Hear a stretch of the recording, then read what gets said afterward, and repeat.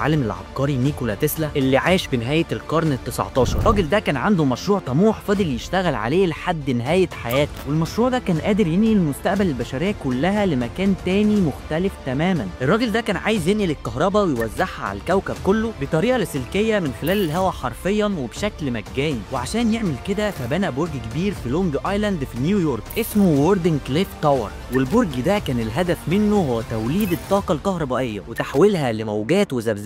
لاسلكيه، والموجات اللاسلكيه دي اي حد هيقدر يستقبلها ويستعملها لتشغيل اي جهاز كهربي عنده بمنتهى السهوله. ولكن المذهل مش كل ده، المذهل فعلا ان الالهام الاساسي اللي خلى تسلا يبدا يشتغل على فكرته دي ويوصل لابتكار زي ده ما كانش من بنات افكاره ولا حتى كان من حاجه من العصر ده، ولكن الهامه الاساسي ده كان جاي من بناء اسطوري ومذهل اتبنى من قبلها من الاف السنين. والبناء ده هو الهرم الاكبر، هرم خوفو، وده لان نيكولا تسلا في الواقع كان مفتون باهرامات الجيزه وكان شايفها انها مش مجرد مباني عاديه وقبور للملوك زي ما الناس فاكرين، بل كان شايفها مباني متطوره اقرب لمفاعلات توليد الطاقه الكهربائيه، وكان بيقول انها قادره على توليد الكهرباء من الهواء لاسلكيا، وهو ده اللي اداله فكره ووردن كليف اصلا.